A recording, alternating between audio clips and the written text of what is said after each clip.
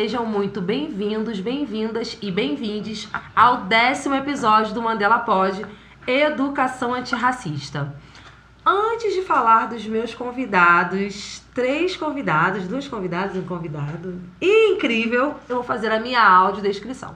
Eu sou uma mulher negra, retinta, estou com os cabelos longos de dread, uso um óculos com uma armação azul, um brinco dourado com um buzo branco, um colar dourado, uma blusa rosa escura, um blazer preto, estou usando um lindo anel branco, e estou também com uma calça preta e o meu fundo é um fundo preto. Bom, eu sou a Heloísa. Antes também de falar qualquer coisa sobre mim, vou fazer minha autodescrição. Eu sou uma mulher branca, eu estou usando um turbante marrom, um moletom marrom também, uma pulseira de pedras com búzios e uma calça de moletom cinza, e o meu fundo é vermelho. Muito bom dia, eu sou o Caio e fazendo a minha autodescrição, eu sou uma pessoa negra, uma pessoa negra de pele clara. Eu tenho cabelo cacheado, atualmente ele tá num corte high fade. Eu tô usando uma blusa branca com um kimono Haori preto, uma calça bege e o meu fundo ele é o preto. Bom, eu sou a Yara, eu vou fazer minha autodescrição. Eu tenho um cabelo cacheado, sou uma pessoa negra de pele clara, tô com uma jaqueta branca jeans, tô com uma blusa preta e tô com anéis dourados e uma argola de tecido africano. No meu fundo tem um tecido africano logo atrás de mim. Então, o episódio de hoje é sobre educação antirracista. E o que eu achei mais interessante desse episódio é que vem a professora, seus alunos, uma pessoa que atuou como professora também na educação infantil, né? E a gente tem muito para trocar. Porque quando a gente fala de educação antirracista, né, a gente está falando de uma educação não só na escola, a gente está falando de uma educação para a sociedade. Mas antes disso, né, eu faço a brincadeira estilo Marília Gabriela, que eu não sou a Marília Gabriela, mas eu faço uma leve cópia, porque eu achei interessante quando ela faz assim, né? Com óculos. Então, com quem eu começo para fazer essa apresentação, para além das formações, né? Para além do currículo. Então, com quem eu começo? Quem se habilita a fazer essa primeira pergunta, eu escolho. Posso escolher? Pode escolher. Então tá. Então vou escolher a professora. Heloísa por Heloísa. Quem é Heloísa? Bom, eu sou primeiramente uma mulher que se constituiu na sociedade de uma forma a ter que enxergar as questões raciais desde muito cedo. Eu venho de uma família interracial, a minha mãe é uma mulher parda e o meu pai é um homem branco, porém no sul do país, o que exacerba as questões, né? E aí na minha família a gente brinca que a minha mãe, ela usou toda a tinta no meu irmão e aí não sobrou em mim, porque nós dois somos o extremo oposto dentro da família interracial. O meu irmão é um homem preto, Sim. da pele escura, Sim. e eu sou essa pessoa que, né, eu acabei de autodescrever, uma mulher branca, da pele clara, do cabelo claro, dos olhos claros. E aí isso nos constitui quanto criança, porque eu vou convivendo com o meu irmão e com a minha mãe e vou sendo obrigada a ver as questões do racismo desde muito cedo. Então eu vejo a minha mãe sendo tratada como a minha babá. Eu vejo o meu irmão ficando isolado enquanto que eu sou escolhida. E eu não consigo ficar alheia percebendo que são as duas pessoas mais incríveis do universo e elas não estão sendo aceitas pelo mundo simplesmente pela cor da pele deles. E aí eu começo a perceber essas questões. Mais pra frente, minha trajetória continua se cruzando, né? Eu caso com um homem preto, eu tenho um filho preto, e aí eu entendo que a minha trajetória me leva a isso. E dentro de sala de aula, desde que eu pus o meu pé a primeira vez como professora, eu levei essa pauta comigo. Antes de saber sobre a Lei 10.639, eu ainda estava na minha formação de graduação quando ela foi instaurada. Sim. E mesmo assim, para mim era uma questão, era uma curiosidade, por que quando eu estava na faculdade eu não li nenhum autor negro? Por que quando eu estava no meu ensino médio ninguém me contou que os pretos também escreviam livros maravilhosos, que pensavam, que filosofavam? Então, eu sou essa mulher curiosa interessada, amante da negritude. Assim, tudo da minha vida que eu mais amo envolve as questões do negro e da ancestralidade da minha vida. Então, é algo que realmente pulsa no meu coração, mais do que na minha intelectualidade, falar e lutar pelas pautas do antirracismo. E deve ser desafiador para você nesse sentido. Devem te perguntarem, mas por que você faz isso? Porque as pessoas acham que essa luta, digamos assim, essa palavra luta eu tenho até tirado um pouco do meu vocabulário, porque parece que a gente tá o tempo todo lutando. Não que não seja, mas assim, sabe? Tô tentando tirar, mas pensam que é só minha, só nossa, né? E na verdade quem criou o racismo não fomos nós, foi o branco. E aí eu acredito que você deva passar por isso, né? Mas por que, Heloísa? Por que você trabalha isso? Por que você faz isso? Nas escolas, instituições por onde eu passei, sempre foi assim, ai, lá vem ela com essa história.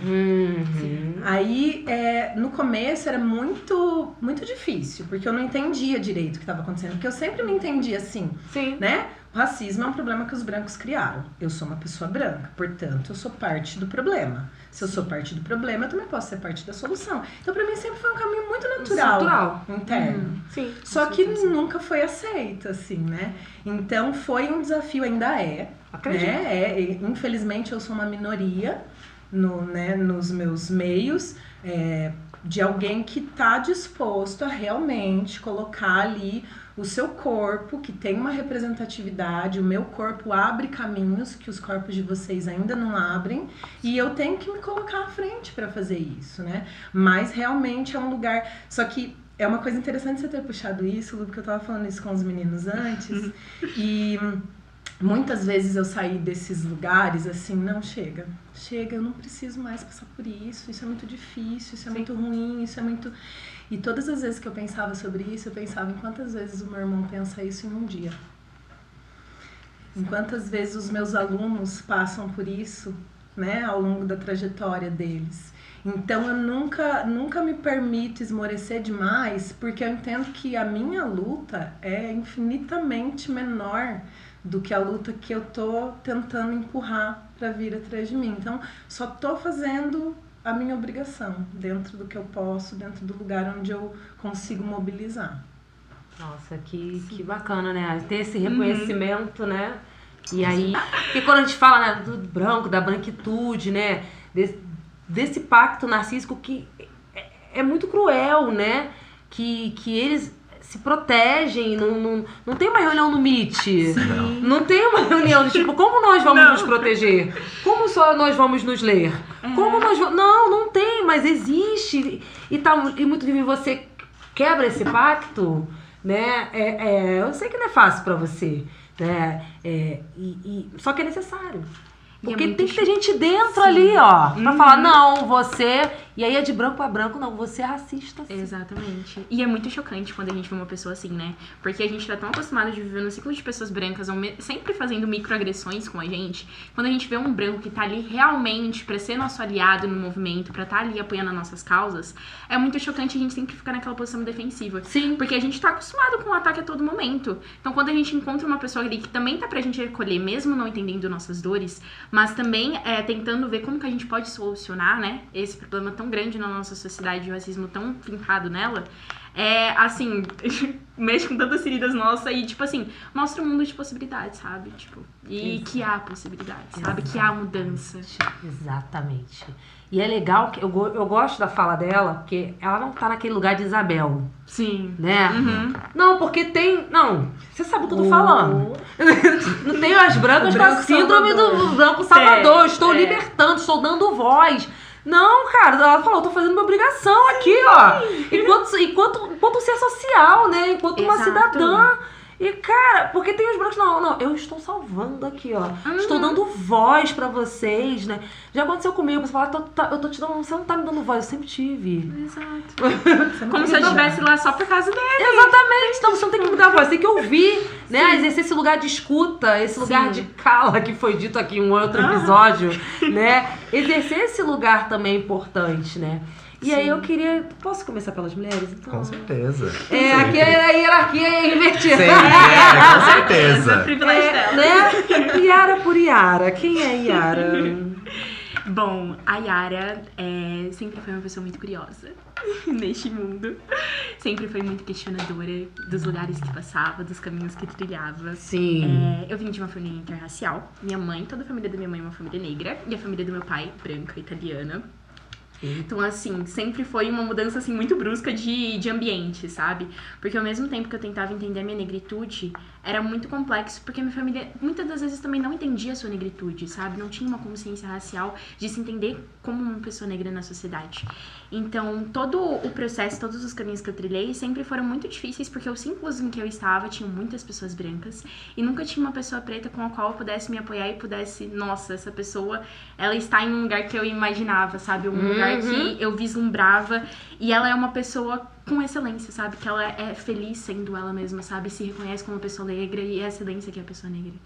Então, quando eu entrei pro Cotil, né? Que foi há 3 anos atrás, foi assim, onde realmente foi muito transformador pra mim. Porque eu realmente me identifiquei como uma pessoa negra lá. E eu entendi todas as complexidades, assim, que eu passei e que eu não conseguia enxergar. E me formou de uma forma inexplicável. E assim, foi muito bom porque não somente eu, mas também com as pessoas que eu trago comigo foi transformador pra elas.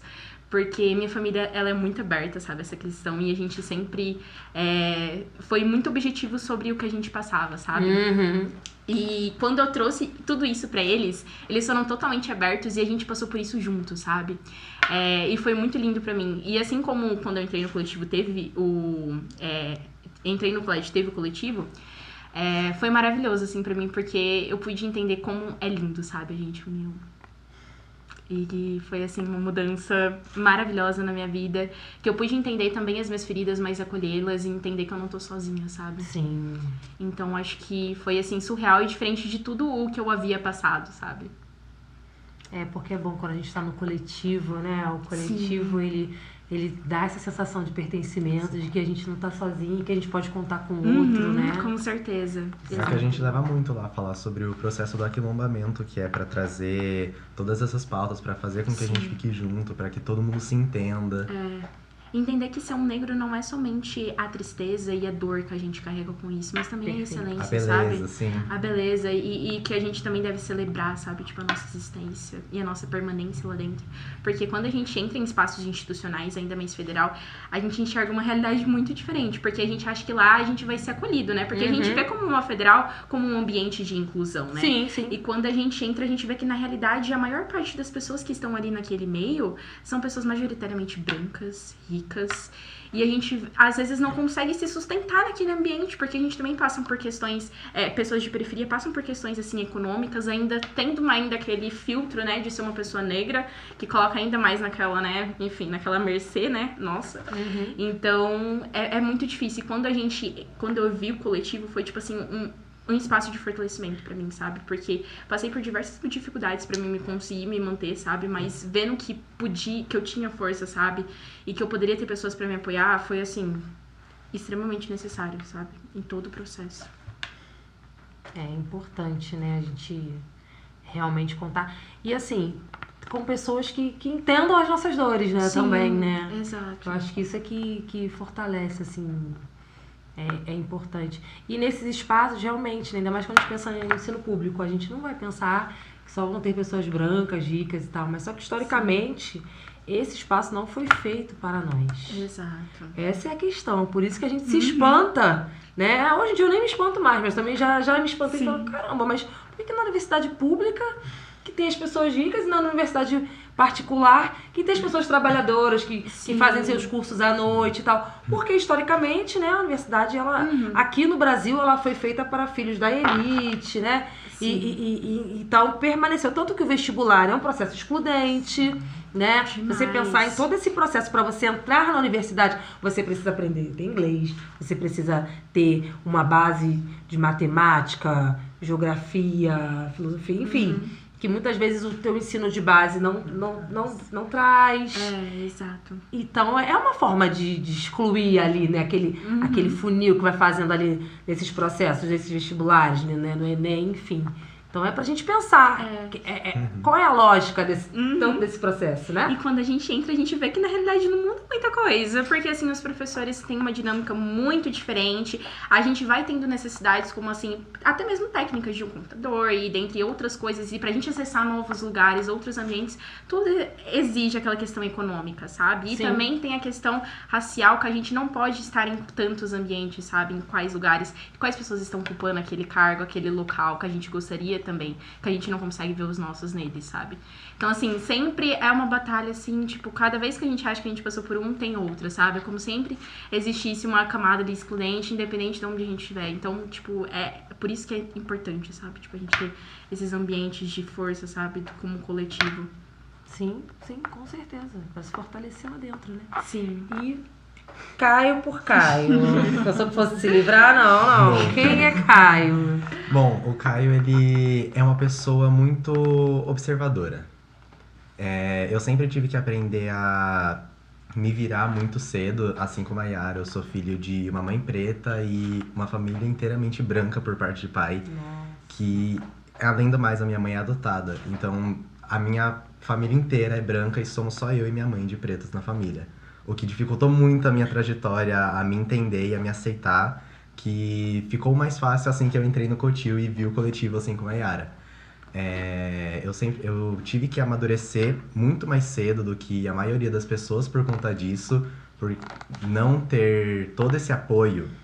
Tipo, eu agradeço muito a minha mãe por Claro. isso, mas por não ter tanto apoio, eu sempre tive que me virar sozinho, sempre tive que entender as situações em que eu me colocava.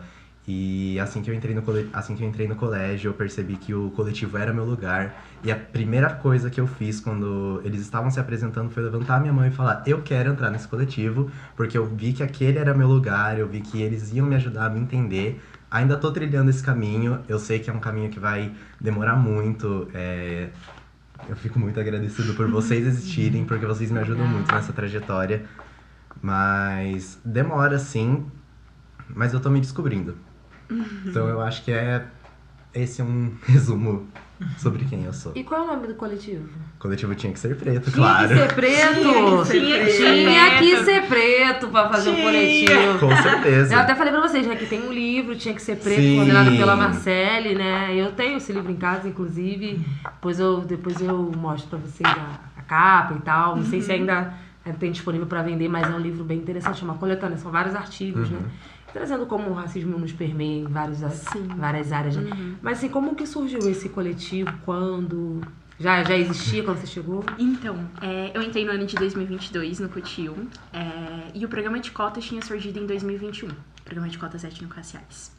E com isso, entrando mais pessoas pretas, né, dentro do colégio, obviamente foi mudando a realidade ali dentro. Sim. E as pessoas ali que permeavam ali já eram pessoas racistas, né, ainda mais, né, se incomodando com a entrada de cada vez mais pessoas, foi cada vez mais manifestando aquilo que já havia dentro delas, né.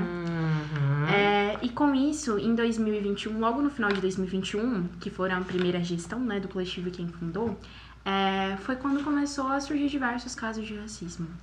E ali os alunos, eles se sentiam completamente perdidos, porque a gente tinha 14 anos, né? Então, era muito difícil a gente ver racismos, assim, tão explícitos e tão abruptos, assim, da forma como era mostrada. Sim. Então, a gente ficava muito confuso sobre isso. E foi quando a gente teve uma palestra de um coletivo também da Unicamp, que é da Faculdade de Ciências Aplicadas. E a gente viu como era a realidade deles e como funcionava um coletivo preto. E aí, a professora Elo e a professora Carol e outros professores perguntaram: por que vocês não criam um coletivo? Olha, que Por que legal. não? E aí foi quando o pessoal falou assim: a gente necessita e seria maravilhoso pra gente ter isso. E foi quando eles criaram um coletivo. E, na realidade, o coletivo se fundamentou num caso de racismo que foi cometido por uma professora lá dentro. E foi basicamente esse o surgimento dele. E foi logo no ano que eu estava entrando também. E ali naquele momento foi assim, muito tocante assim pra todo mundo que tava ali, porque a gente já tinha passado por racismos, né, durante a nossa vida. E quando a gente viu aquilo, era um lado que machucava muito dentro da gente, mas pelo menos a gente não tava sozinho como nos outros contextos que a gente estava, sabe? Sim. E essa foi a criação do coletivo. Infelizmente a gente surgiu pela dor, né, de um caso de racismo, mas que levou a gente a coisas incríveis e da gente poder se encontrar e se aquilombar naquele momento, sabe? e se enxergar também, sabe? Porque a gente eram pessoas tão novas, né? 14 anos. E ter passado por, enfim, caminhos tão dolorosos quanto foi os casos de racismo. Mas, assim, foi um momento de apoio muito grande, sabe? E aí foi surgindo e cada vez mais aumentando o coletivo, cada vez mais pessoas entrando. E foi maravilhoso. Tem quantas pessoas no coletivo?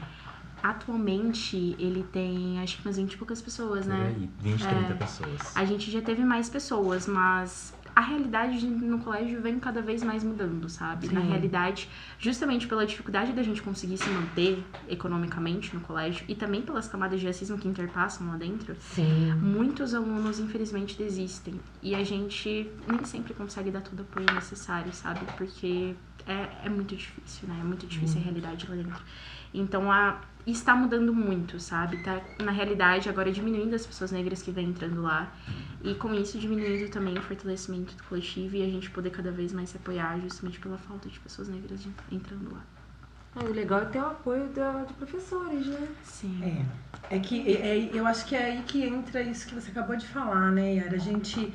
É uma luta constante, porque existe uma disputa de narrativa, Sim. né? O racismo em si hoje no Brasil, ele acontece muito mais nesse nível da disputa de narrativa, né? Sim. E aí essa disputa de narrativa leva a situações nas quais a gente tem professores que estão ali junto, lutando e trazendo não só para eventos, mas para suas práticas cotidianas mesmo, na mesma medida e na mesma força em que a gente tem professores que colocam a barreira do racismo, que se impõem com microagressões, que se negam a se atualizar, a se letrar. Então, a gente tenta, através das políticas públicas, aqui falando agora do lado da instituição, né, como professora, o que a gente está tentando é, através das políticas públicas, através dos meios institucionais, oferecer obrigatoriamente para esses professores e servidores um letramento racial. Então, isso já acontece. Nós passamos por várias formações, vários cursos, várias palestras. E é obrigatório? Sim. E aí que entra o que a gente está falando da disputa de narrativa, porque nesse momento é um momento em que um professor de uma universidade como a Unicamp não pode mais dizer assim: ai, olha, desculpa, eu não sabia que isso era racismo.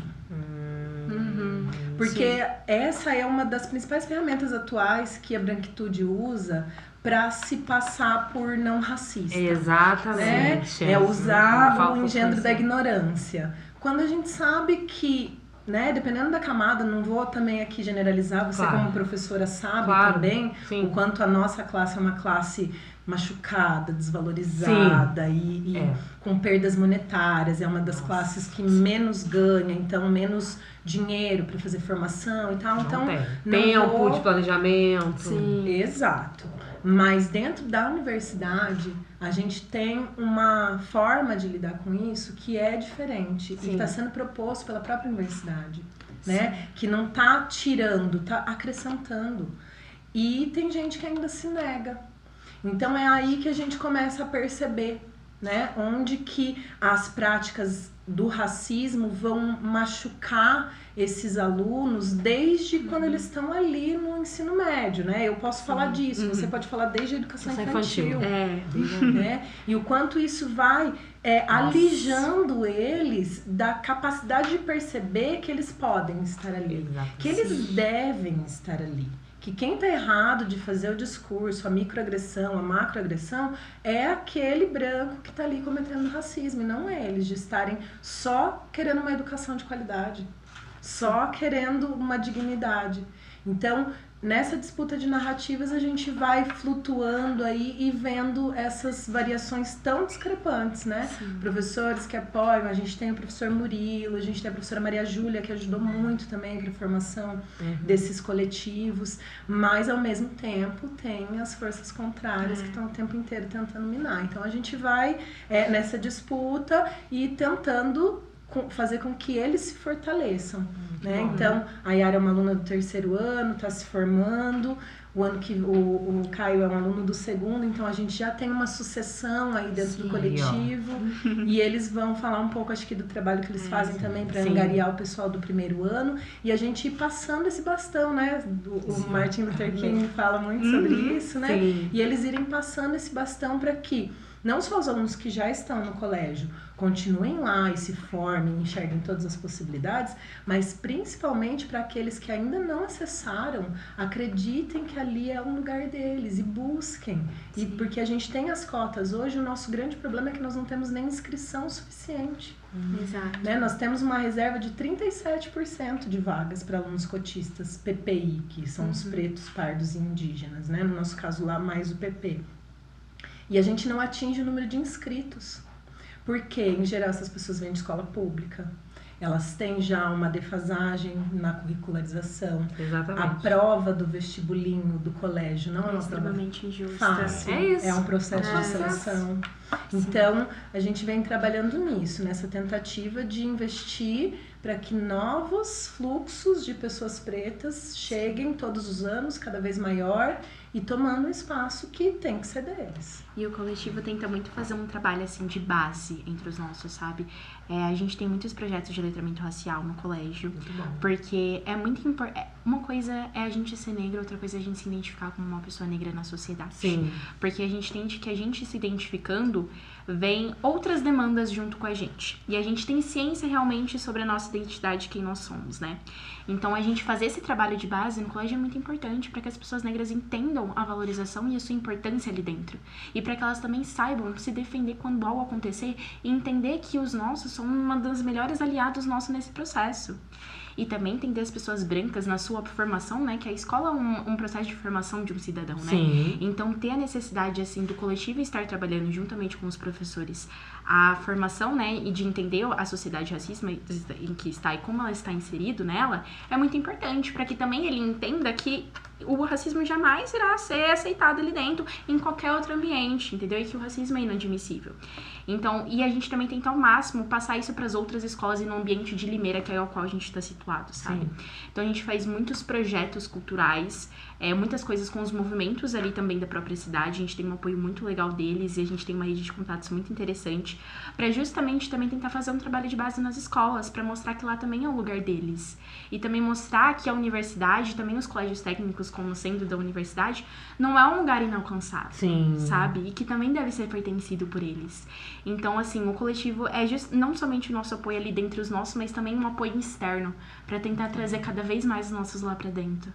Então, isso é muito importante, ter o apoio dos professores, sabe? Toda essa rede nossa é muito importante para que a gente consiga cada vez mais permanecer e resistir lá dentro. É muito importante. Ela falando da questão das cotas, né? Por que não tem adesão? Porque também, além desse processo ser excludente, existe toda uma ideologia de que as cotas são ruins, Sim. de que estão fazendo favor, né? De que é vergonhoso a pessoa acessar por cotas. Então existe mesmo todo um discurso, né, pautado nessa questão justamente para as pessoas negras não acessarem, né? Porque eu falei aqui em outro episódio, cota para branco sempre teve, né? Então existiu a lei do boi 68, né, que garantia que os filhos de fazendeiros estudassem, né, nas universidades públicas. E isso nunca foi questionado, durou de 68 até 85, né? Sim. E aí quando a gente vai falar de cotas para preto, a questão é, mas é cota para preto, por que não bota cota social? Porque a pessoa não lê, porque a cota para preto, pardo, indígena tem que estar atrelada à renda. E a pessoa tem que ter estudado escola pública. Então não é só você pegar os pretos ricos, como se tivessem vários pretos ricos no Brasil. Nossa, né? Existe uma sociedade assim secreta dos pretos ricos, né? Que a gente ainda não conhece, porque as pessoas estão se preocupadas com os pretos ricos, né? Com os brancos pobres. Não, se existir, me coloca nela também, né? E dos brancos pobres, uma preocupação com o branco pobre, né? Nossa, sim. O branco pobre, ele também acessa por cota, porque tem a sua condição socioeconômica. Se ele tiver estudado em escola pública, ele também tem direito à cota. Só que o branco pobre, a diferença do branco pobre para o branco rico é o privilégio simbólico. Porque ele sabe que ele pode estar ali. A cor do chefe, do reitor, do presidente, é a cor dele. Então ele não tem barreira nenhuma. Não. Ele não tem barreira. As oportunidades chegam pra ele, mesmo ele sendo branco pobre. Então é essa a diferença, pessoal. Aqui, quando quer olhar pra câmera, pessoal, essa é a diferença. Vamos né, entender isso, porque quando a gente fala de cota, usem as cotas. Cota é direito conquistado com muita luta. Muita luta do movimento negro, gente. Para chegar a essa política pública. Você sabe que uma vez eu passei por uma situação em sala de aula, porque sempre trazendo esses elementos, já me deparei com 1 milhão de possibilidades. Imagino. Né? Inclusive com um aluno, que era um menino preto, Sim. que quando a gente estava discutindo as cotas, ele era contra. Ainda não tínhamos cotas na universidade nessa época, e ele era contrário. E a gente começou a debater ali na aula, foi muito interessante. E aí ele não entendia por quê, né? E aí ele falou assim, então você está dizendo que eu não tenho a mesma chance de entrar em medicina do que um menino branco? Eu falei, eu tô te dizendo que você não tem a mesma chance. Não tô te dizendo que você não tem a mesma capacidade. Que você não tem as mesmas habilidades, que você não tem a mesma potência. Tô te dizendo que você não tem a mesma oportunidade. Mesmo que você tenha estudado do lado desse menino branco a vida inteira. Porque quando o professor racista entrou na sala, ele explicou pro menino branco e não explicou pra você. Porque quando o professor racista colocou os olhos em você, ele determinou que você seria um segurança, que você seria um empreiteiro, e não que você seria um engenheiro, um médico, um advogado. Então, nesse momento, você já está sendo tirado do seu lugar. Você já estão tirando oportunidade de você, desde que você começou a entrar na sociedade. O meu filho passou por a primeira situação de racismo que ele passou, ele tinha 1 ano e meio. Nossa. Ele era um bebê. Então, não dá pra gente negar que as pessoas pretas não têm as mesmas oportunidades que as brancas, independente da condição social. E bater nessa tecla é importante justamente para que as próprias pessoas pretas compreendam que existe uma hierarquia de dominação. Exatamente. E que dentro dessa hierarquia, quando um preto entra nesse ambiente... ninguém vai pressupor que ele pode estar ali, a não ser que ele esteja a serviço de alguém. Então a gente tem que lutar contra essas estruturas que pressupõem infinitas coisas para os brancos. E eu gosto muito daquela música do Emicida, que ele fala do Esmalha, né? Que ele fala que a felicidade do branco é sempre e a felicidade do preto é quase. Então, a gente lutar para que esse quase saia da conversa e entre o sempre também. E as cotas, hoje, para mim, dentro das universidades e dentro de qualquer serviço público, porque hoje aqui na universidade a gente tem cotas para funcionários, a gente está lutando em cotas para professores, que é a nossa maior luta atual, porque são os cargos de maior poder, né? Mas a gente entende que se a estrutura não muda de baixo para cima, que mude de cima para baixo, mas que mude, que ela seja movimentada. É isso. A própria Angela Davis já fala isso, né? Quando uma mulher negra se movimenta, toda uma estrutura se movimenta com ela, né? E o quanto a gente precisa mais aqui no Brasil para essa estrutura se movimentar, a gente precisa de todo mundo, né? A gente fala que não, né? A gente não precisa, não, a gente precisa. Inclusive para acessar determinados espaços, né? E assim, todo o processo histórico que a gente teve até aqui, sabe? Como o preto foi tratado na sociedade, foi jogado na sociedade pós o período da abolição. E como isso perpassa até hoje em dia, porque isso formou a sociedade, né? A identidade da nossa nação, como a sociedade lida com o preto, como o preto está, né? Hoje em dia nas maiores periferias, nos espaços mais marginalizados. Então, assim, todas essas questões devem ser vistas, sabe? Mas é sempre um tratar, assim, de invisibilizar, de diminuir a gente e de sempre colocar a gente como um papel de escassez, sabe? Que a gente sempre vai ser melhor que você e por isso a gente necessita de cota, sabe? É sempre esse diálogo. Lembrando um pouco, tipo, você estava falando da lei do boi. A gente pode até voltar muito antes, quando os próprios italianos chegaram no Brasil, eles tiveram direito à terra, eles tiveram direito a trabalho, eles tiveram muitas coisas que a gente pode colocar como sendo considerado uma cota para eles. Sim. E justamente pelo simples fato deles serem brancos, deles serem os donos de terra, eles serem donos de escravos, só por isso, só pela questão da cor de pele. E a Elô também falou da música do Emicida, eu gosto muito de uma frase da música do Djonga, na música Corra, que ele fala que pra eles nota 6 é muito e pra nós 10 ainda é pouco. E quando eu escuto essa música, essa frase me toca muito, porque é muito verdade. A cota existiu, não existiu pra pessoas pretas, entende? Mas aí quando teve o preto ali, não, aí já é errado, gente. Aí já não é. Que já preto? não é mais certo. Porque Por que cota que separa preto? E falar, e simplesmente falar sobre as pessoas pretas e denominar elas de pessoas pretas se tornou um tabu. Sim, Justamente exatamente. muito por isso. Exato. Mas eu acho que se tornou um tabu porque a gente tá fazendo um movimento ao contrário, né? É. De falar assim, cara, eu sou preto, tá tudo bem. Tá, eu sou preto, tá? Não precisa ficar me chamando de morena, não, tá? Eu viajei de férias agora com a minha família, nós fomos pra um resort. Ai, Maravilhoso. maravilhosa. Quero, amo, tá? Amo coisa boa, amo isso, champanhe, adoro. Achei uma preta da classe alta. Aí, eu tô na sociedade secreta. É. Conta pra ninguém. Aí eu tô lá, né, no resort, tal. Por que eu tô falando isso, né? Eu tava lá, aí veio uma senhora assim, nossa, você é muito linda, não sei o quê. Eu falei, obrigada, tipo... Ela, você é uma morena muito linda. Não, eu falei amor. assim, não, eu sou uma preta muito linda e tá tudo bem, eu sou preta. Sim. Aí ela, não, mas eu tô dizendo, eu sou preta. Tipo, ela parecia que ela... Sabe quando a pessoa fala ela não quer te ofender? Como se dizendo fosse que eu uma sou ofensa, preta? né? Eu falei, não, cara, eu sou preta. Tipo assim, ainda bem que eu não tirei nem foto com ela. Mas assim, nem quero. Mas assim, ficou me chamando de morena, sabe? Porque antigamente, por essa questão da nossa identidade, ter sofrido esse apagamento todo, histórico, que a gente realmente não queria ser preto. A verdade é essa, a gente não queria, porque quem vai querer ser uma pessoa sem história, Sim. uma pessoa sem memória, uma pessoa sem direitos, uma pessoa sem dinheiro? Ninguém queria ser preto, a gente queria ser branco, queria alisar o cabelo, queria botar pregador no nariz, né? Porque o que foi nos ensinado que era positivo, próspero, Que era bonito. Nossa. né? É a branquitude, nós aprendemos a Europa com riqueza de detalhes na escola, a botinha da Itália lá, da Alemanha. Aí quando eu ficar rico eu vou pra Paris. Ninguém fala quando eu ficar rico eu vou pro Senegal. Não. Quando eu ficar rico eu vou pra Tanzânia. Ninguém fala, não, quando eu ficar rico a primeira coisa que eu vou fazer é ir pra Paris, tomar meu champanhe em Paris. É. Você não pensa assim, não, eu vou pra África do Sul, né? Eu vou pra Nigéria. Por quê?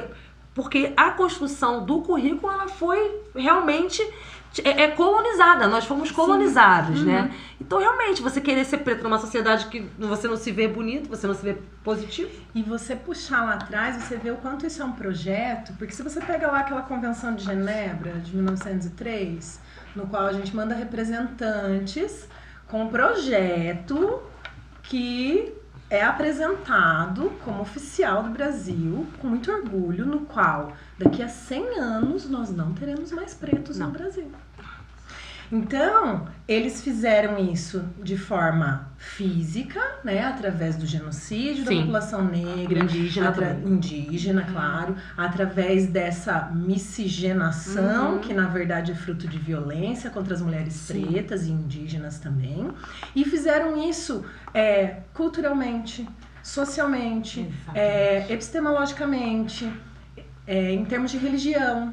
Eles conseguiram, e para mim não tem outro lugar no qual isso foi constituído que não seja a escola. Sim. A escola foi o lugar no qual se apagou a negritude, no qual se lavou o que era bonito e bom e que se deixou só as marcas da dor para você não querer ser negro, Sim. né? Eu tenho uma história que se conta na minha família que é tristíssima. Que a minha mãe conta que quando ela começou a andar comigo, eu sou mais nova do que meu irmão, então ela teve um menino preto, o que já era meio que esperado, porque na família do meu pai, apesar de sermos italianos, também temos bastante ascendência negra e africana. E aí, tudo bem, andava com meu irmão. Quando eu nasci, e ela começou a andar comigo, ela começou a sofrer muito mais racismo. Então ela frequentava os lugares, as pessoas atribuíam que ela era babá, que ela era empregada, que ela era isso e aquilo. E ela foi se consolar com a mãe, que é uma mulher preta também. E quando ela fala isso pra mãe dela, a mãe dela responde pra ela assim: minha filha, para de chorar, porque o orgulho de preto é ter filho branco. E aí eu escuto essa história minha vida inteira, sempre como uma história natural, até que eu me deparo com toda essa estrutura, né, que eu olho para a história e não mais na escola, porque obviamente na escola eu não aprendi isso, né? Foi nos meus estudos paralelos e lendo muito Paulo Freire, Angela Davis e Lélia Gonzalez e, né, Beatriz Nascimento e toda essa galera linda que tá aí, que eu percebo que isso é o projeto. né? Que eu sou a redenção de Khan. Eu ia falar isso agora, redenção de Khan, lembrei na hora. Redenção de Khan. Né? E aí, quando eu olho isso, eu percebo o quanto esse projeto racista no Brasil deu certo, mas também o quanto ele deu errado.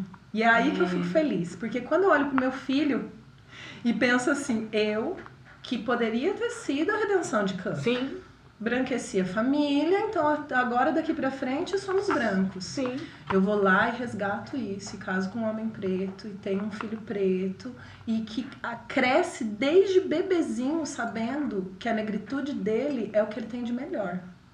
É a potência que ele tem. Que o cabelo dele não é ruim, que o cabelo Não. dele é lindo, né? A ponto de ele falar isso. Né? Quando alguém cita, né? Já sofreu algumas questões, meu neto é parecido com você, mas ele não tem o cabelo comprido assim, porque cabelo ruim tem que raspar. E ele, com 5 anos, falou assim, não, moça, mas não é ruim que chama o meu cabelo, é crespo. Ai, adoro. Então você vai vendo que, mesmo eles fazendo todo esse esforço, Fazem. na educação, em todos, né? O pacto da branquitude Autoestima. é muito amarradinho. Muito amarrado. Vocês são tão incríveis que vocês não se permitem ceder a isso. Que vocês não se permitem aceitar que vocês não são o melhor do que a gente tem. Que vocês não são, né, a nossa potência. E aí vocês lutam, e vocês resistem. E vocês mostram o quanto vocês estão prontos para ser vocês. E trazer tudo isso aqui, né? Toda pra essa gente. excelência presa. Né? E aí, quando você estava falando, né, e ela também falando, a gente tem nome para isso. O nome disso é eugenia. Né? Então, essa vinda de europeus para cá, ela foi patrocinada pelo governo da época, né? No pós-abolição, essa abolição inconclusa. Né? Então, esse projeto da Convenção de Genebra, que daqui a 100 anos não teria nenhum negro, então... esse financiamento de europeus para cá foi para que eles se misturassem mesmo com as pessoas negras, né, indígenas, fossem tendo filhos e clareando as gerações, até que a previsão deles era no 2000, não é? 2003. 2003, não tivesse nenhum, olha, deu errado. O que aconteceu? Deu errado, Sem querer deu errado. Isso, nós somos maioria numérica, então deu errado, né? E apesar de todas essas tentativas, né, de genocídio, como você disse, né, sobre o etnocídio, né, todas essas tentativas de apagamento, silenciamento, a gente está aqui. E é realmente um ato de resistência, né? E quando a gente está aqui ainda falando sobre isso e ainda podendo falar sobre isso sem julgamentos, né? Porque a gente é julgado, mas assim, entre nós, quando a gente se aquilomba, esse é o momento da gente falar e trazer as nossas dores sem sermos julgados, né? E tendo esse acolhimento, né? Então é importante a gente dar nome porque esse processo ainda está em curso. Sim. A eugenia ainda está em curso, né? O Achille Mbembe, ele fala sobre a questão da necropolítica, né? Exato, quais corpos vão viver e quais corpos vão morrer, né? Hoje em dia ainda existe essa escolha, quando a pessoa fala, bandido bom é bandido morto, qual é a cor desse bandido que merece morrer, né? É pra gente pensar, que bandido é esse que a gente tá falando? Qual é esse bandido? Eu não vou citar aqui, né? Não vou citar aqui todos os crimes do Não colarinho. vou exatamente! Não vou falar sobre o colarinho branco aqui, mas assim... Que bandido que a gente quer ver morto, né? Nessa sociedade que mata pessoas pretas a cada 8 minutos. Já não é mais a cada 23. Né? A cada 8 minutos uma pessoa preta morre aqui no país. Então, a gente tá vivo, né? Quando a gente faz aniversário, a gente fala, cara, driblamos as estatísticas. Exatamente, igual Racionais fala. Igual Exato. Racionais, cara. E não deveria ser assim, né? Como se a gente sempre tivesse que estar se reinventando, resistindo, entende? Fosse uma luta constante, né? É duro, é interessante. E a gente cansa, né? Mas aí é que a gente para, respira. Eu também tenho uma filha de 6 anos, então eu não posso esmorecer. Eu tenho uma filha, né? Pra criar e ela também é muito fortalecida que nem seu filho, né? Ela tem uma autoestima muito bem trabalhada. Essa educação antirracista, né? Sim. Ela é muito trabalhada em casa. E eu não deixo que ninguém, que escola, que ninguém atrapalhe o meu trabalho do pai dela. Porque se atravessar, eu vou igual uma leoa, né? Porque quando a gente é mãe, a gente volta debaixo da pedra em 2 tempos, não volta? E em 2 tempos, pra defender o nosso filho, a nossa cria, ninguém se mete. Então, se tiver que enquadrar quem seja, a gente vai atravessar. Por quê? Porque a Alice não precisa passar pelo que eu passei. Exato.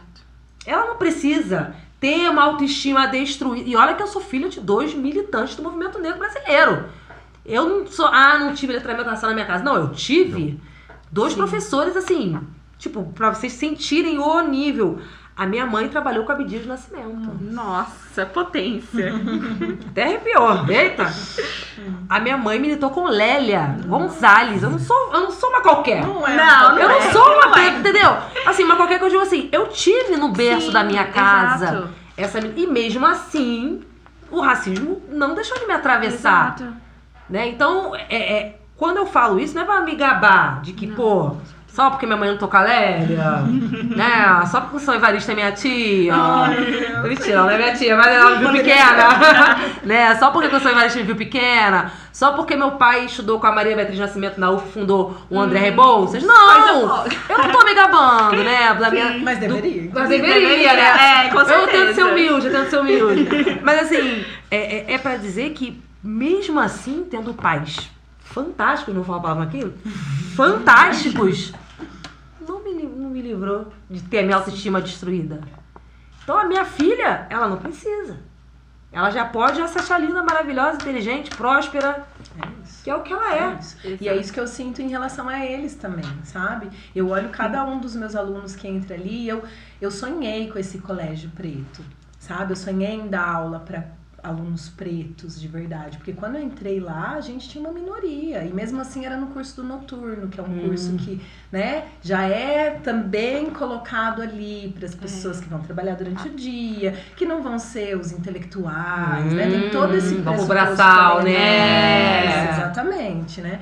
Então, de repente, me deparar com todos eles, para mim, é assim, como se fossem todos meus filhos ali, que eu tenho que proteger também. O meu papel ali também é esse, né? De cuidar deles, de garantir que eles estejam fortes para eles lutarem a luta deles, porque não é a minha. E eu não posso também me colocar como se fosse a minha luta, né? Não é? Eu entendo essa separação.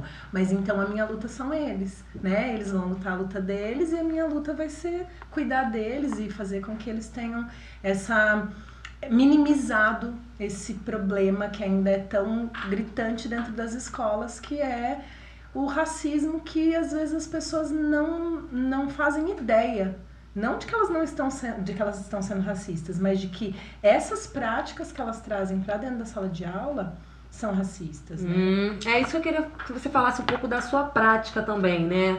Em sala, como que funciona, porque realmente, como você falou agora, tem muitos professores que não sabem, né? Mas quando você traz a sua prática, né? Como é que... Eu acho que começa muito, muito antes de entrar na sala de aula, né? Começa com como você olha para os seus alunos, com como você recebe eles, com como você se conecta com eles. Eu acho que eles podem falar um pouco sobre isso. Eu já dei aula para os dois. A gente tiramos esse privilégio na sala de aula. Mas assim, acho que para mim a minha grande preocupação é essa, e é referenciar as minhas práticas com base num pensamento decolonial. Né? Então, eu sou professora de língua portuguesa e literatura. Sim. São 2 das disciplinas que mais carregaram o racismo ao longo desses anos. Porque a língua portuguesa. Sim. Né? E aí todo o preconceito contra todas as outras formas de comunicação que não fossem as regras da gramática do colonizador. E aí eu entrar na sala de aula e trazer um discurso do gente, não tem certo e errado na comunicação. Não tá errado não, tá? Só depende de onde você vai utilizar, como você vai usar, qual vai ser a sua... Então, trazer isso já é um impacto. Sim. Em literatura especial, a minha busca, acho que a minha maior dificuldade foi em buscar essas referências pretas. Porque agora a gente tem um monte de estudos e tá lindo, tá? Né? Todos os alunos pretos que foram incluídos dentro da universidade através das cotas estão fazendo essas pesquisas e trazendo repertório. A gente está descobrindo um monte de autor que foi silenciado ao longo de tantos anos. Mas quando eu comecei em sala de aula, a gente não tinha, era aquilo, era José de Alencar, era, né? Vai ler Senhora, vai ler Moreninha. E aí eu olhava. Exato. Eu olhava para as coisas que eu lia enquanto aluna, aqui mesmo na minha formação da graduação, porque eu sou formada aqui na Unicamp. E não tinha nada. Eu tinha que ir buscar e tentar entender. Comecei com referências norte-americanas, né? Porque não conseguia encontrar aqui no Brasil. Então fui ler a Toni Morrison, fui ler, né, tantos, o Alex Baldwin e tantos autores que me trouxeram para uma referência. Então é um trabalho de pesquisa, é um trabalho de postura dentro de sala de aula, de atender os seus alunos da forma como eles merecem, de entender que tem aluno que vai chegar sem base, e aí é minha obrigação oferecer essa base. Eu não tenho que partir do pressuposto de que se ele não tem, ele que se vire, ele tá aqui, ele que se vire. É minha obrigação oferecer essa base. Então, trazer de lado e falar, vem cá, você não entendeu? Vamos lá, senta aqui comigo, a gente vai tentar. E, principalmente, esse olhar, eu acho que é amoroso. Né? Eu sempre acreditei, eu sou freiriana. Eu ia falar, Paulo Freire agora, o cara exige amorosidade. Né? Eu sou freiriana de escolinha, então... E na minha família, meu irmão também é educador, ele é diretor de uma das maiores escolas aqui da rede municipal de Campinas, um bairro periférico, majoritariamente negro também. E ele traz a prática da escola dele também é toda freiriana, todos os professores e tal. Então a gente acredita muito no amor. A gente acredita nessa escolha, nesse amor da luta, nesse amor do tamo junto, nesse amor da prática. Sim. Né? Não do eu te amo. Aleatório. Sim. Eu te amo, viu bem? Não. E aí? Tá, você ama, tá. E aí, o que você vai fazer com isso, né? Mas acho que é isso, é olhar pra eles com esse amor de troca mesmo. Porque o que eu ofereço pra eles não é nada perto do que eu recebo em troca. Do que eu ganho com eles todos os dias A gente vai chorar. Ai, que eu já tava quase chorando antes de começar o episódio. Aí agora... me conta então, como foi ter essa professora, gente? Eu acho que, tipo, a Elu, ela foi libertadora pra gente, sabe? Eu, pelo menos, assim, a minha família sempre priorizou muito a educação pra gente, sabe? Só que pra mim, a educação, ela sempre foi muito cansativa. Tipo assim, me cansava, sabe? E ela nunca parecia me incluir, sabe? E sempre parecia ser muito difícil, muito inalcançável, e eu via as pessoas ao meu redor que tinham uma facilidade muito maior que a minha na educação, e era tudo muito repetitivo, os testes, tudo que eu estudava, nada se relacionava com o verdadeiro eu, nada se relacionava comigo. E isso pra mim era exaustivo, sabe? Tipo, exaustivo, e parecia, como que eu vou chegar na faculdade? Por que fazer a faculdade sendo que a faculdade não me acolhe? Sendo que a faculdade não me abraça, sabe? E quando eu entrei no Cotil e eu tive a primeira vez aula com a Elo, ela me proporcionou uma educação completamente diferente, sabe? E ela realmente trouxe Paulo Freire pra gente, que é justamente, que é justamente trazer uma educação que se relaciona com as nossas vivências, com o nosso eu, sabe? Com as nossas experiências de vida, e não uma educação excludente, né? Então, assim, quando a gente olha que o modo com o qual a gente fala, o modo com o qual a gente vive, a nossa realidade, ela também é linda, ela também é história, ela também é educação. E a gente também aprende com os nossos, sabe? Tipo, os nossos também é educação, também é ciência, sabe? Então, quando a gente olha pra essa educação antirracista e vê que também o nosso cotidiano, a nossa história também é lindo, também deve ser estudado, os nossos devem ser estudados, é, tipo assim, transformador. É outra realidade, sabe? E justamente com ela e com outros professores que também têm essa mesma pedagogia, né, dentro da sala de aula, dentro da educação, muda a nossa vida, sabe? Tipo assim, os nossos caminhos mostram outras possibilidades pra gente, sabe? E é justamente, vem com aquele provérbio africano que diz que a gente entende nossas origens, a gente vai poder trazer novas possibilidades, trazer transformações. Quando a gente entende a nossa origem, né, a gente entende o papel fundamental do nosso povo na sociedade, na história, a gente entende o quão magnífico e tão grandioso a gente é, né? Sim. Não delimita a gente, né, e faz da gente pequeno, como é mostrado na história, assim, nas escolas, né? Como se o povo negro fosse só escravizado, entendeu? Sim. Foi só um terror, foi horrível, entende? A história do povo negro, mas também trazer a nossa grandiosidade, a nossa potência. Sim, cara. Eu sempre fui uma pessoa que, assim, gostou muito de matemática. Eu sempre fui uma pessoa muito exata. E entrando um pouco mais nessa vivência, tipo, eu sempre também gostei muito de ler, mas eu nunca consegui compreender de verdade o que eu lia. Eu sempre tive muita dificuldade em interpretar textos. Porque assim, eu também não me identificava muito com o que eu tava lendo, com o que eu tava vivendo. Até que eu entrei, tive aula com a professora Elô no ano passado. Eu fiquei muito sentido de não ter tido aula de literatura. Mas as aulas de português também foram muito significativas pra mim, pra conhecer mais ela como pessoa, me conhecer também, saber um pouco mais da língua, de onde eu vim. E eu também fiquei muito sentido no ano passado, quando teve o Outubro da Inclusão. E a professora Elô, ela deu uma palestra sobre os Racionais na escola. Que máximo. E eu nunca tinha escutado os Racionais, até Sério? o ano passado. Caramba. E aquilo foi um divisor de águas pra mim, porque eu vi aquilo como, é isso que eu quero pra minha vida. Tanto que eu falo hoje em dia, se eu não fosse seguir se eu não, desde criança, quisesse seguir a área da tecnologia, eu adoraria seguir psicologia.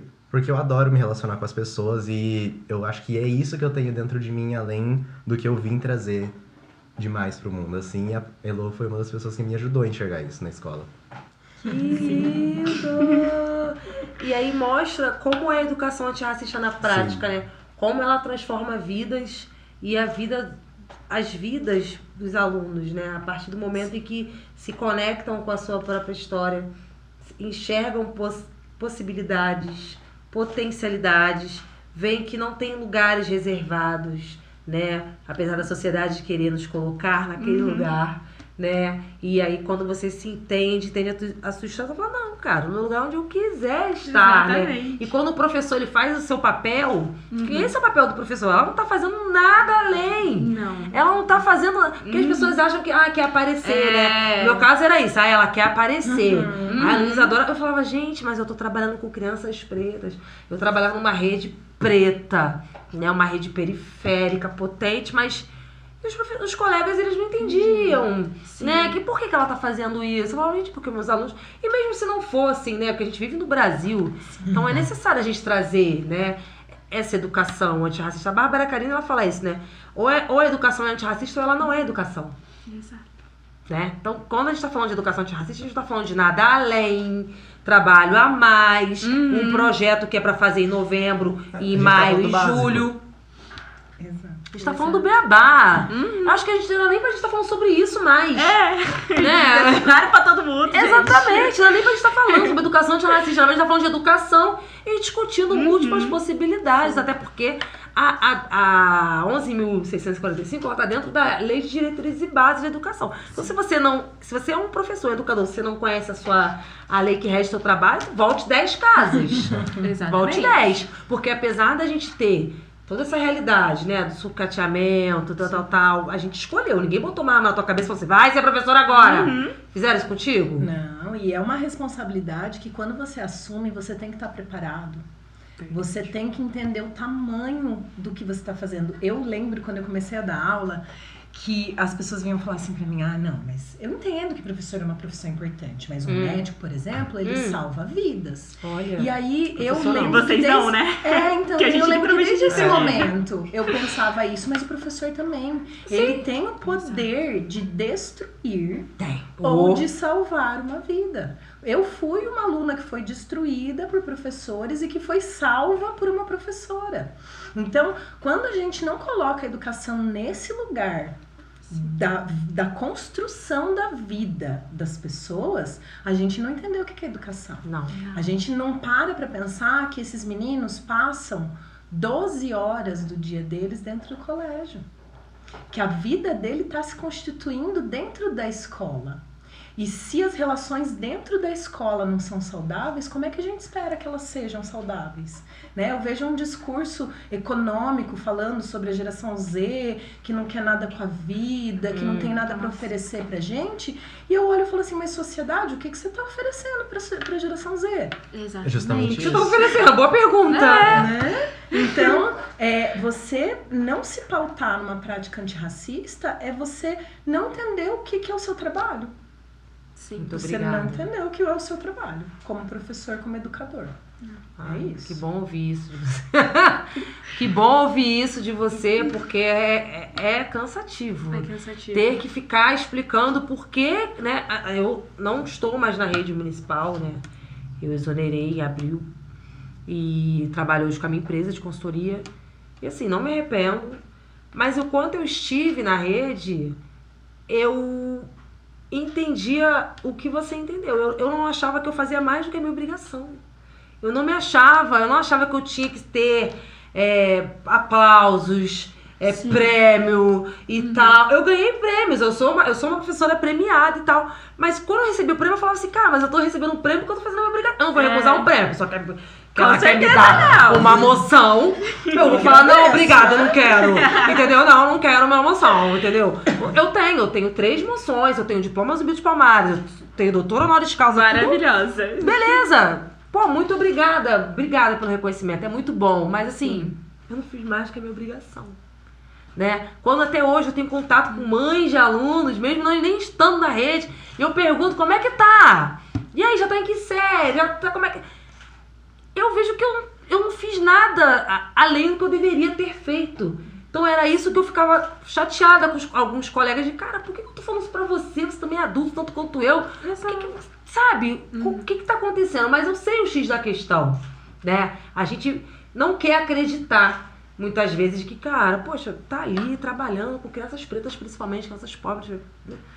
E acha que tem que trabalhar, sei lá, continuar perpetuando esse currículo eurocêntrico, né? Continuar perpetuando o eurocentrismo, o etnocídio, o epistemicídio, né? Que a gente passou e sofreu e as pessoas querem continuar reproduzindo. Então, assim, a gente já indo pro final desse episódio incrível, que eu tô adorando essa troca, eu queria que vocês falassem um pouco, assim, né? Eu fiz essa pergunta do futuro, eu acho que queria...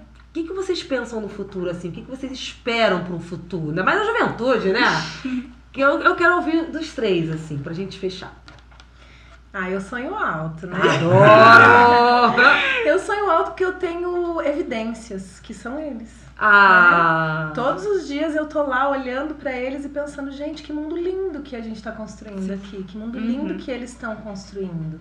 E que bom que a gente pode ver essa mudança acontecendo, né? Então, sem ser... iludida, né? Com toda a carga do que a gente sabe, o tamanho do que a gente está lidando, com todos ainda os passos que tem que vir, mas eu falo muito isso para eles também, né? Cada vez que alguém tá andando, o próximo que vier já começa do passo seguinte.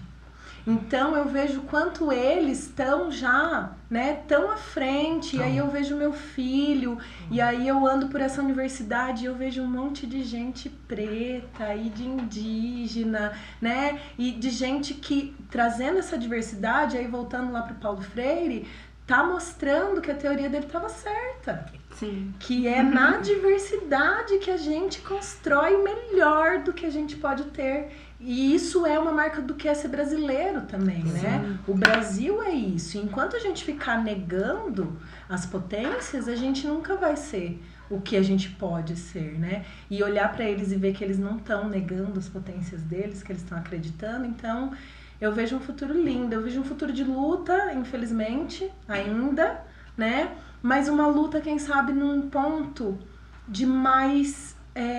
comunidade. Não mais essa luta que ficou relegada aos pretos durante tanto tempo, como se fosse só objeto de vocês, como se vocês fossem os únicos que tinham que se preocupar com isso. Eu vejo áreas de mudança para que a gente consiga voltar e pensar. Quando eu falo de aquilombamento, às vezes, né, as pessoas não entendem muito bem, mas o Quilombo dos Palmares acolheu pessoas brancas também. Pessoas que não queriam compactuar com aquilo, que não estavam, e que entraram na luta. E que disseram que a sua luta é a minha luta.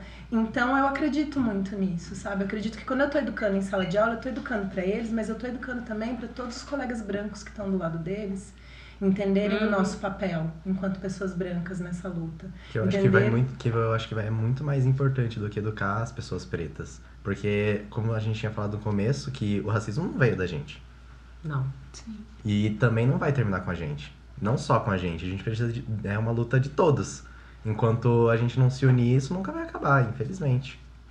E é uma coisa que a gente tava falando muito também. Eu fico muito feliz que muitas pessoas brancas cada vez mais têm se disposto a enfrentar essas situações. Elas têm conseguido enxergar que isso acontece e ter a força para lutar contra isso também. Puxando um pouco agora para responder essa pergunta, eu acho que o futuro vai ser um pouco mais do que a gente já está vivendo atualmente. Porque eu vejo muitas pessoas pretas conquistando um espaço que a gente nunca sonhou que conquistaria. Se a gente pegar, por exemplo, 10 anos atrás, a gente nunca pensou que discursaria, por exemplo, na ONU. Citando um exemplo muito recente. Então eu fico muito feliz com isso. Eu acho que a gente tem, sim, muito o que aprender ainda e que com esse aprendizado a gente vai chegar muito além ainda. Eu acho que do futuro eu vejo muito amor. Também. Muito amor, acho que é isso. A gente discutiu muito sobre aqui. Da gente não se entender como um único indivíduo colocado na sociedade que sofre unicamente o racismo, sabe? Mas da gente entender que a gente não tá sozinho nessa, e a gente tem aqui como se apoiar e como colocar aqui a mãozinha quando a gente não estiver aguentando, a gente vai ter o outro pra estar ali do nosso lado, sabe? E eu acho que é isso que se faz a gente como um coletivo e como uma sociedade, sabe? Tipo, e ainda mais pra gente conseguir enfrentar os processos aos quais a gente sabe que a gente vai ter que enfrentar, sabe? Mas assim como a Elo colocou que cada é uma construçãozinha aos poucos e os passos que a gente tá caminhando, os outros eles vão poder daqui a um tempo caminhar de uma maneira um pouco mais leve, vai poder trilhar outros caminhos e não ter que voltar lá desde o início, ter que lutar novamente tudo por aquilo e ainda com as coisas que irão vir, sabe? Mas de entender que todos estamos aqui, que a gente está lutando em conjunto, sabe? Então, o futuro que eu vejo, que eu acredito e que eu quero é de muito mais amor e muito mais união, sabe? E da gente poder estar juntos nessa, lá em cima juntos, sabe? E movendo essa estrutura, entendeu? E movendo essa sociedade e trazendo cada vez muito mais amor, mais educação, muito mais união como uma sociedade. Então, o futuro, vocês acreditam no futuro no aquilombamento, né? Sim. Revivendo Palmares. Revivendo Palmares. Entendi. Então, gente, olha, agradecer imensamente a vocês pela disponibilidade, pela troca. Eu espero que a gente se veja mais vezes. Com certeza. Né? Eu devo voltar a Campinas. Ai, por favor. Mais vezes, entendeu? É bom que a gente já tem telefone. Então, quando eu voltar, eu dou um alô, porque o povo de Campinas me quer, entendeu? Ai, a gente quer mesmo. O povo de Campinas me quer, então pode ser que eu volte ainda esse ano, mas a gente vai... Quer dizer, apesar que esse episódio não vai passar em 2024, ele vai passar em 2025, porque ele é o 10º episódio. Mas eu espero que a gente consiga se encontrar, trocar, né? E foi muito bom aprender com vocês, assim. Foi muito bom. E tem uma lembrancinha. Ai, gente, que chique! Pra quem participa do Mandela Pod, sim. Hoje a gente tá nojenta, tá? Depois marca a gente. Pode deixar, com certeza. Mandela, pra movimentar a gente. Vocês são das redes, né? Com Por favor. certeza. Aí, ó. Olha, um pra cada um. Pra Você quer abertura. entregar pra gente? Claro. Esse aqui não. Esse aqui tá vazio. Ixi. Aqui. olha. Vê se tem uma. Ó, pra abertura de caminhos. Vai chegar o eu seu. amo. Vai chegar o seu. Que Ai, muito delícia! Muito Nossa, obrigado. gente, muito carregado de ancestralidade. Muito essa carregado de que eu gosto. axé. Ai, que delícia. Caminhos Tudo deve abertos. ser, né? Ai, eu vou abrir, gente, que eu sou curiosa. Ai, eu também eu sou. sou Também curiosa. quero ver. Eu vou copiar do seu. Ai, que coisa mais Nossa. linda! Esse vai pro meu altar. Ah, que lindo. Muito bonito. Muito Abertura obrigada. de caminhos abertos, né? Achei Que vocês que sempre seja. consigam aí virar as chaves, né? E assim, pavimentando caminhos para outras pessoas virem e se inspirarem no trabalho de vocês, Que né? os nossos sempre estejam com a gente, né? Todos aqueles que vieram antes, que virão. É isso E estejamos sempre aí. juntos. Axé. Axé. Então, gente, e assim terminamos. A gente olha pra essa câmera, que essa aqui, né? E assim nós terminamos o 10º episódio do Mandela Pod sobre educação antirracista. Espero que vocês tenham gostado, porque eu amei. Então, ó, beijo! Tchau, tchau! Tchau, gente.